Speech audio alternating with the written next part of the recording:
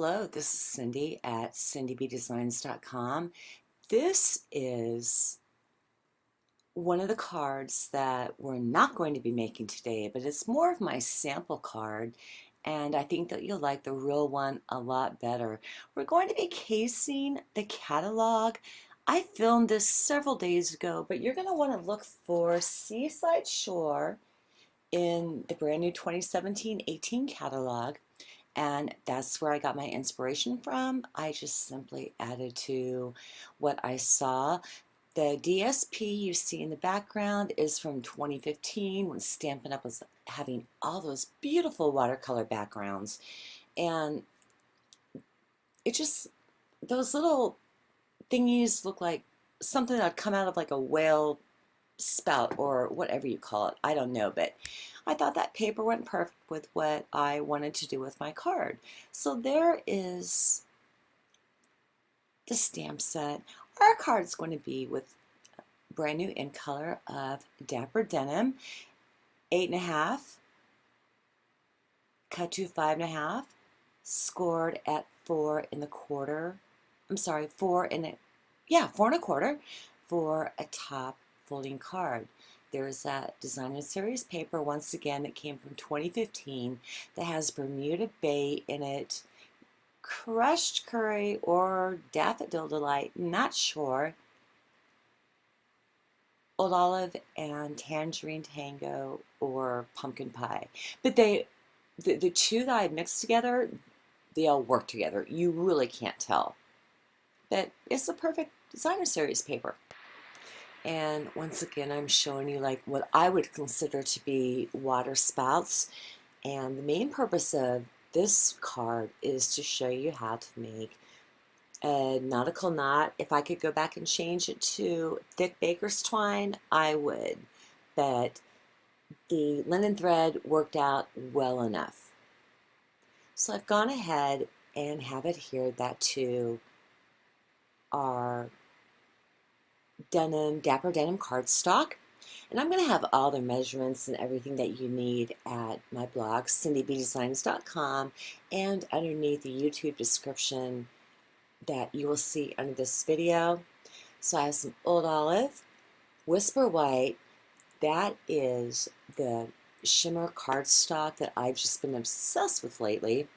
And I want to say that little Tangerine Tango fishy is kind of a spotlight technique, but not really. I'm only spotlighting the fish. The real spotlight technique is when you're doing the same image, but yet punch part of it out or die cut it out and add it on top.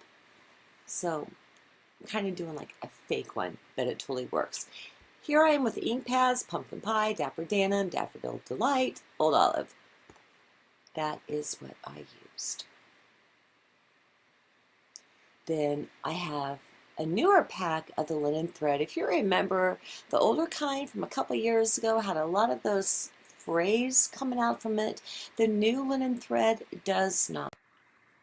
If you have the newly retired craft rope trim on hand, that would be perfect.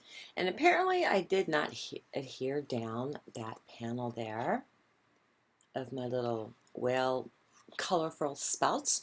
So I'm laying that down now with just some snail adhesive by Stampin' Up. That is cut down to 5 3/8 by 4 1/8. And I'm just centering that up. And you know, I like to turn stuff over to make sure it's down all the way so my little grubby hands don't mess anything up. We're going to go ahead and move on to a separate panel now.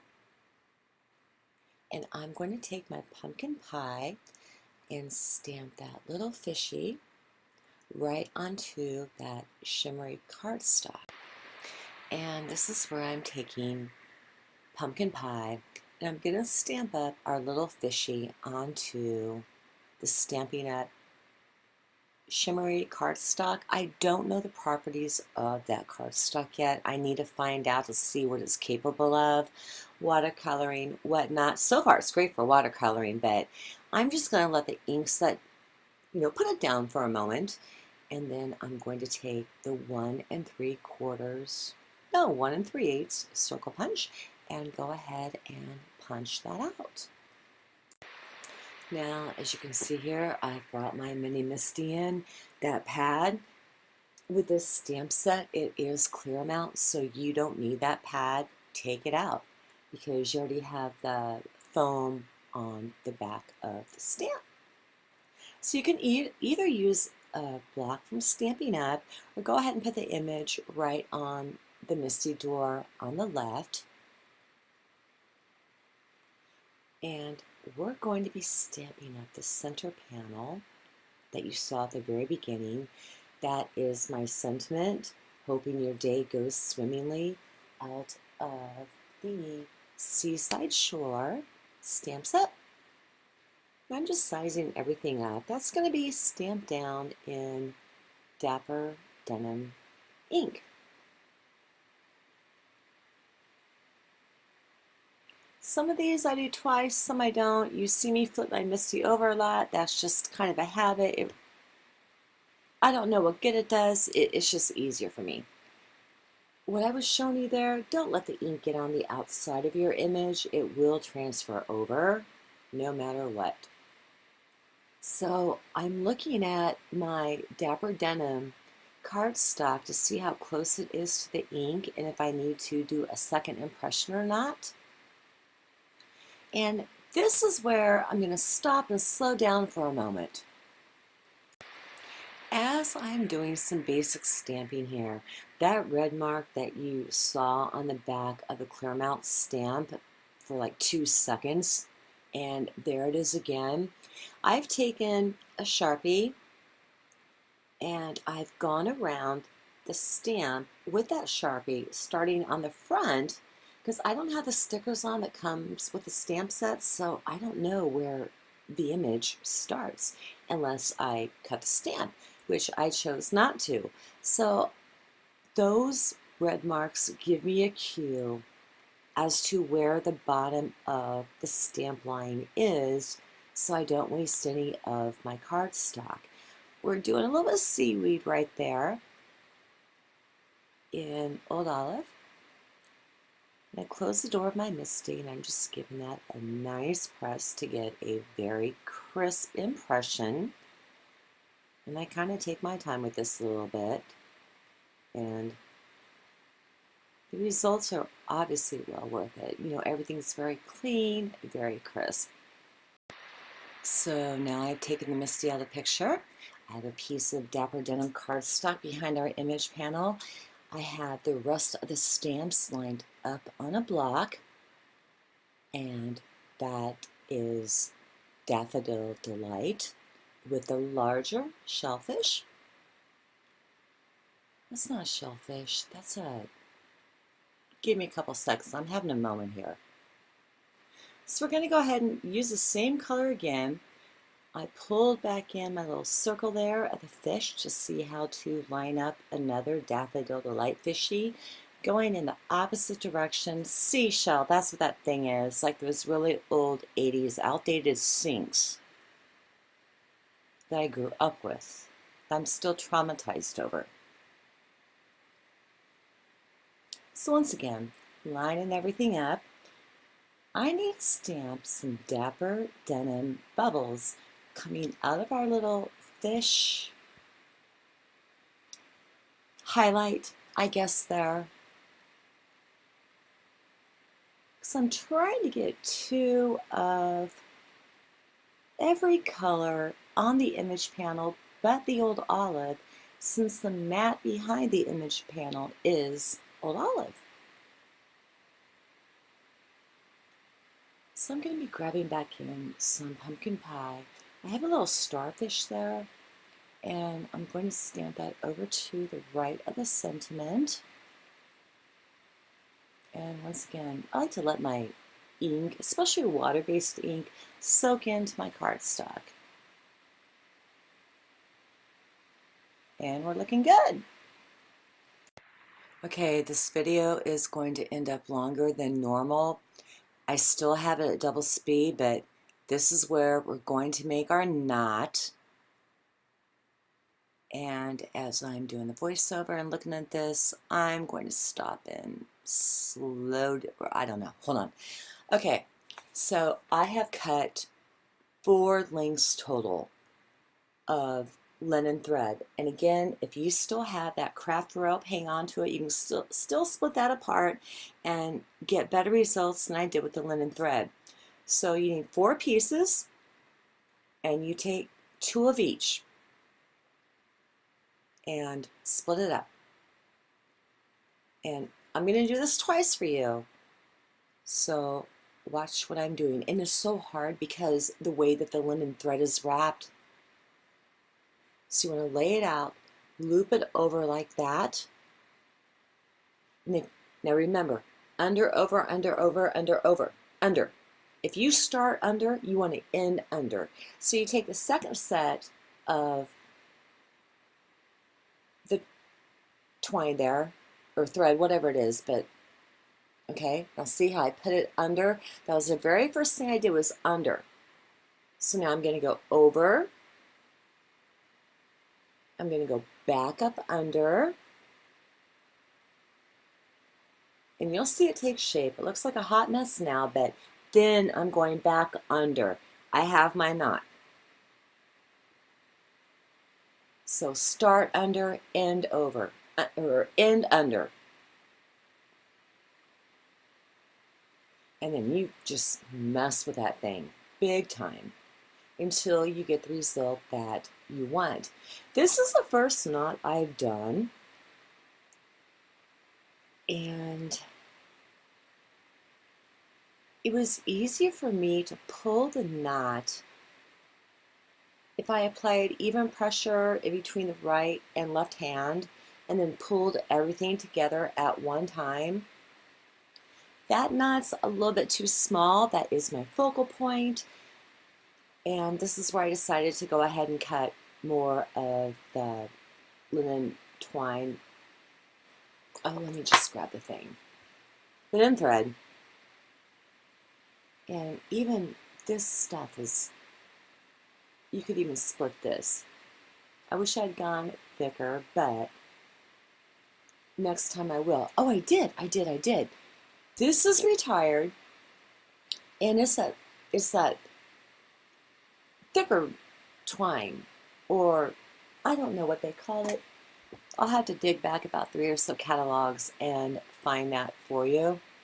I have it on a spool, so I don't remember the name. But when I saw, okay, it's all coming back to me after a week. When I saw how you really could not see my focal point on my card, that's when I switched over to the thicker linen, whatever that is. I'm going to call it like a rope. Because if I was to pull apart that craft rope, okay, watch. Here, I'm doing it again. Under, over, under, over. I'm going back under. Like I said, hot mess. And then just start pulling. And you have to find what's going to work for you. Okay, since this was a total fail and I'm not going to edit it out, I can go ahead and keep on talking. So if you were to go ahead and pull that rope apart, that's 3-ply actually. So for one of them, you get like 2 of the linen thread, and then I would say pretty close to 2 of those too. So if you have rope thread left over, go for it. I've been dying to find my white from like 10 years ago. So again, I started under, over, back under. You can see it coming. Pull.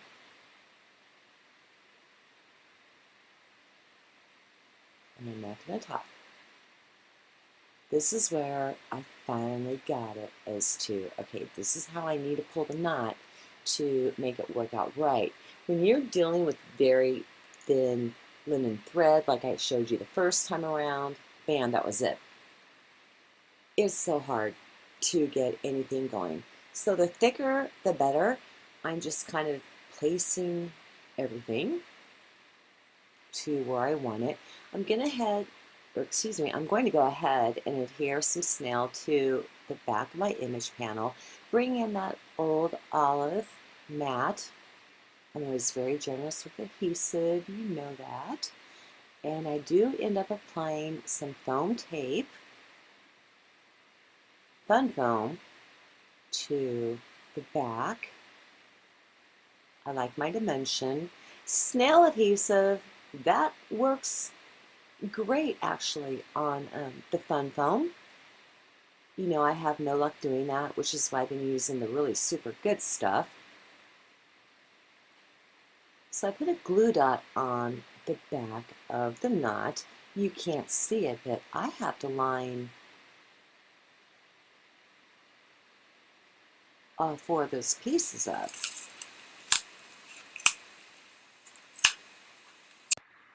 And you're going to see me just kind of fuss around with the very end of it, and there we go. She's a beauty. And it's a perfect embellishment for that panel. I already have some foam adhesive Stampin' Dimensionals on the back of our little pumpkin pie fish. I'm going to cover up my little, you saw it, and then adjust them up. And that's pretty much going to be it for our image panel. So this is what we're looking like so far. Pretty cool.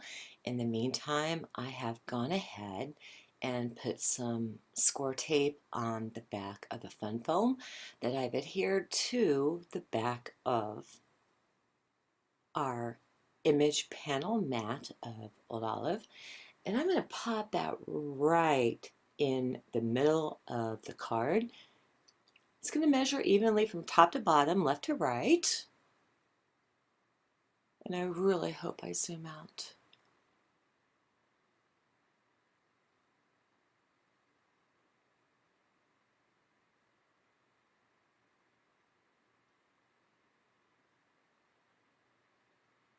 Okay, that works. That was a really long dead area. I really wish I had a 2.5. Okay, I went ahead and did the inside of the card. You're going to see I used the anchor image. Over on the left, there's, this is where it got on my stamp. And this is why I say wipe the edges of your stamp off, especially the clear amount, any, rubber. Make sure there's nothing around the outside of the stamp or on the block, because you're going to get what I just did. Fortunately, I was able to get it off with a sanding block and a craft knife. So that looks like it's the end of our card today. Thank you so much for watching. Please hit like, subscribe. My blog is at cindybdesigns.com, and I thank you for stopping by to visit me today. Until the next time, God bless, and I hope that you enjoy this video. Bye.